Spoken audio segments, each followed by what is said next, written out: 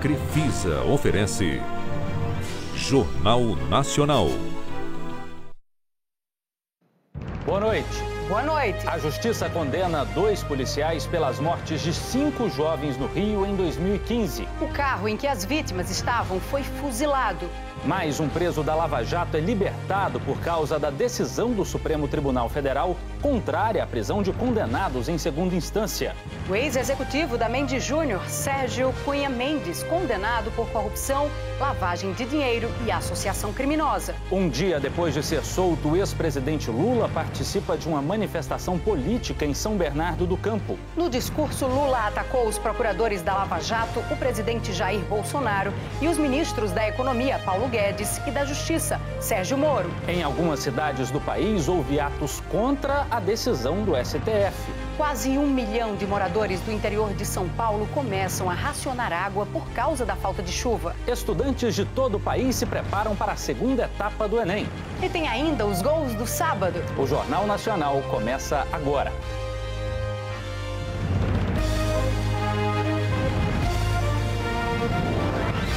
Jornal Nacional. Hoje, com Matheus Ribeiro, de Goiás, e Larissa Pereira, da Paraíba.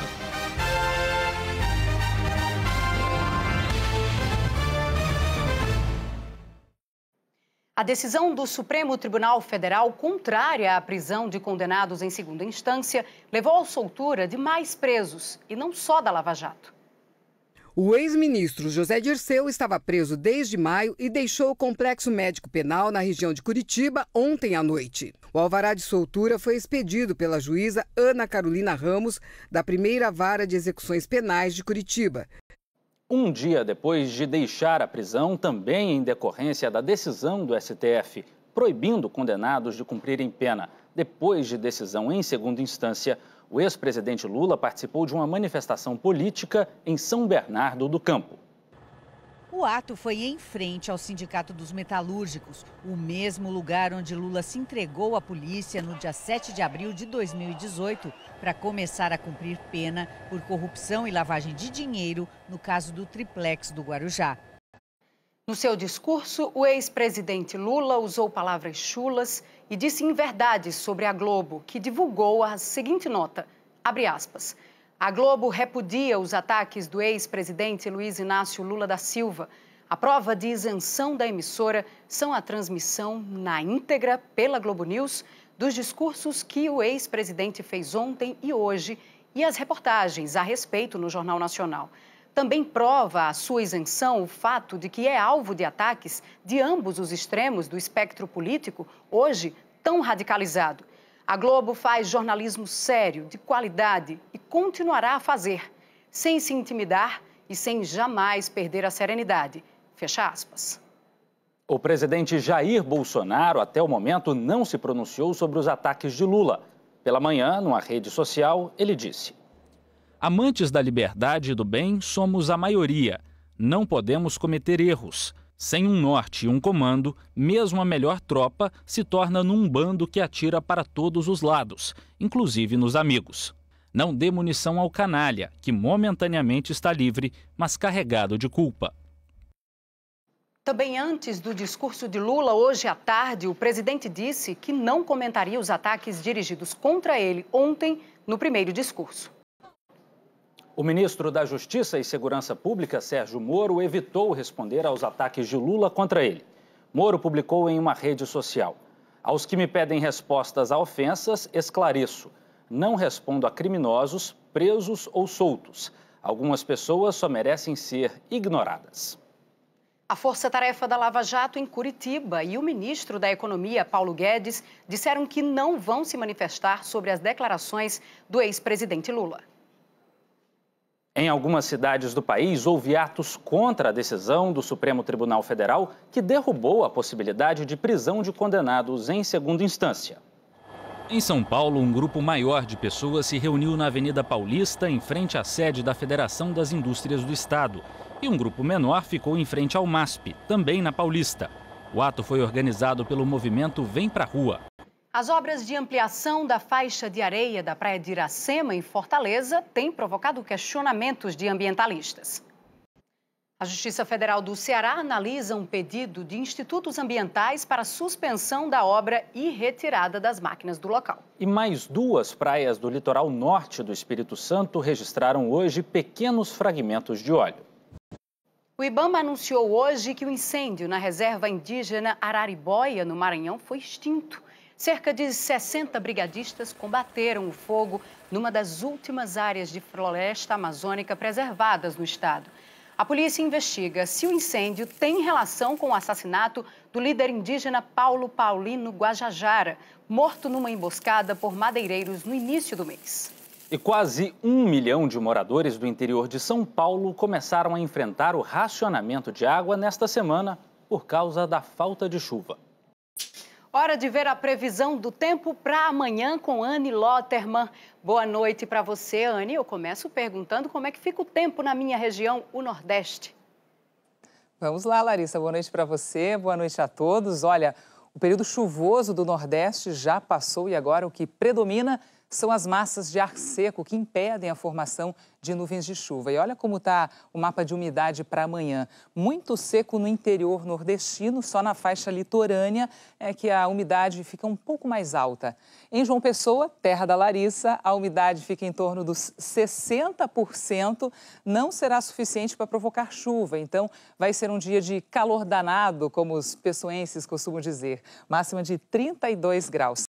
Anne, boa noite para você. Vamos agora para a região centro-oeste e, mais precisamente, para o coração do Brasil, o estado de Goiás.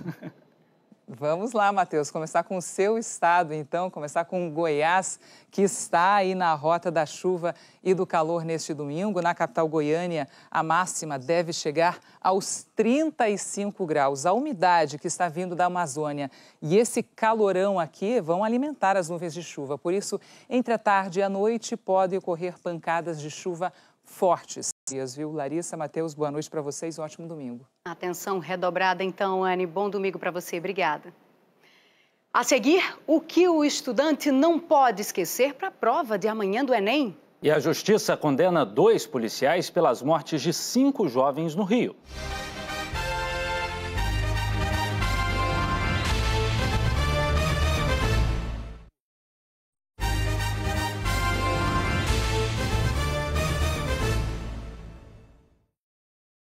A Justiça condenou 2 policiais militares pelo assassinato de 5 jovens na zona norte do Rio. A Polícia Federal está investigando a suspeita de irregularidades na aplicação da prova do Enem no domingo passado. Policiais cumpriram mandados de busca e apreensão na casa de 2 aplicadoras da prova em Fortaleza. Eles apreenderam celulares que vão passar por perícia. Se as fraudes forem comprovadas, as 2 mulheres poderão pegar até 5 anos de prisão. Outros casos estão sendo investigados no Rio de Janeiro e na Bahia. Amanhã é a segunda e última etapa do Enem, o Exame Nacional do Ensino Médio. 6, Agora, Larissa, além de Enem, amanhã também é dia de Fantástico e com estreia. É a nova temporada da Jornada da Vida. É amanhã, é depois do Faustão. Você vai ver. Daqui a pouco, os alemães celebram nas ruas os 30 anos da queda do Muro de Berlim. E há uma semana do GP do Brasil de Fórmula 1, a homenagem a um dos maiores pilotos da história.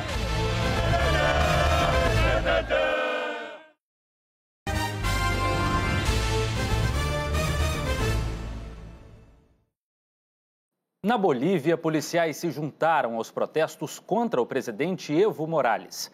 Agentes da capital, La Paz, e de outras 3 regiões do país se uniram aos manifestantes. Grupos a favor e contra Morales fazem protestos há 3 semanas. 3 pessoas morreram e quase 400 ficaram feridas. Manifestantes fizeram hoje, em Hong Kong, mais uma vigília para lembrar a morte de um estudante nos protestos que acontecem há quase 6 meses no país. 8.000 pessoas participaram da homenagem perto da sede do governo. Elas usaram a luz dos celulares para iluminar o céu da capital.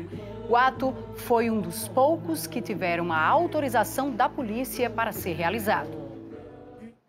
E a Alemanha recordou hoje os 30 anos da queda do Muro de Berlim.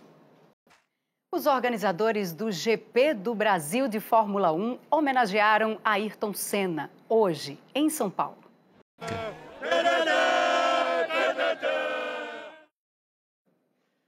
A seguir, o algodão colorido que virou produto de exportação na Paraíba. E o espírito sempre moderno da arquitetura de Goiânia.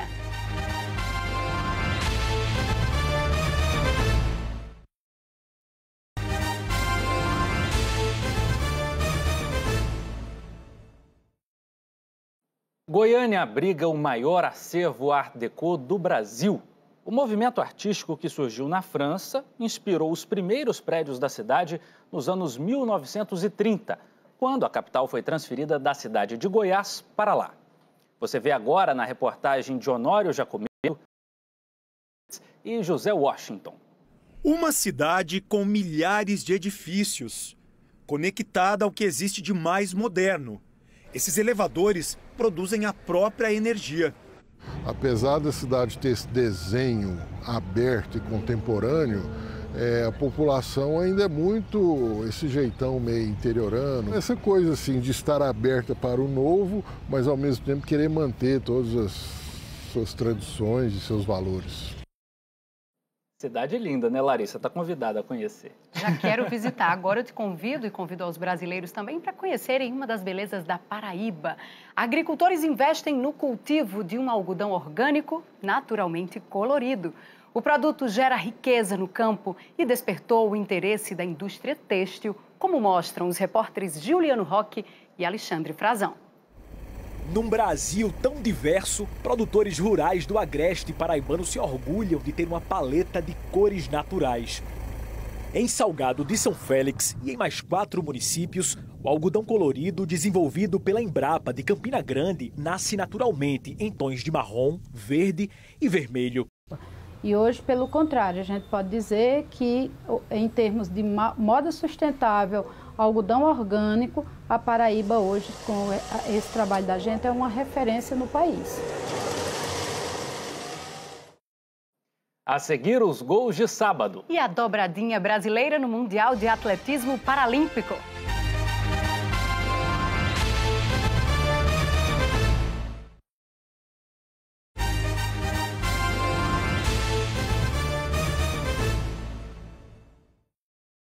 Agora há pouco, o presidente Jair Bolsonaro publicou numa rede social um comentário sobre os ataques de hoje do ex-presidente Lula. Bolsonaro escreveu, abre aspas, não responderei a criminosos que por hora estão soltos. Meu partido é o Brasil, fecha aspas. O Brasil vai disputar a final do torneio internacional de futebol feminino contra a China. A seleção brasileira continua invicta sob o comando da técnica sueca Pia Sundhage. Foram 4 vitórias e um empate.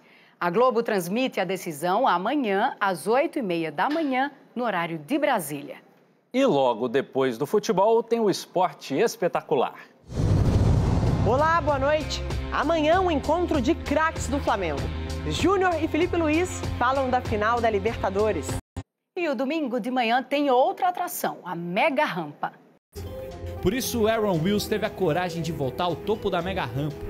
O resultado a gente mostra amanhã dentro do Esporte Espetacular. Imperdível. Hora dos gols de sábado no futebol brasileiro, começando pela Série A e lá em Goiás. E o Brasil fez dobradinha no Mundial de Atletismo Paralímpico em Dubai. Petrúcio Ferreira conquistou o ouro e Tomás Juan ficou com a prata na final dos 400 metros para atletas com membros superiores amputados. E o Jornal Nacional fica por aqui, Larissa. Como a gente diz no Nordeste, oxente, mas já? Já é hora de agradecer. Primeiro, aos 7 milhões de goianos que estiveram sentados aqui comigo nesta bancada. A TV Anhanguera, minha casa, que tem uma competente equipe, sem ela não seria possível estar presente nessa noite. A TV Globo pela oportunidade e a você, Larissa, pela gentileza, pela parceria ao longo desses 3 meses. O que nós temos visto aqui é um exemplo da diversidade brasileira e a renovação do compromisso do JN com o bom jornalismo e com o país. Eu estou honrada e agradecida por esta possibilidade e, Matheus, aqui eu estou certa de que sou mais do que a jornalista Larissa Pereira. Aqui eu sou Paraíba e tenho orgulho disso. Encerro com o tradicional boa noite de um jeito que os goianos já conhecem bem. Tchau, obrigado. Boa noite e um ótimo domingo para você.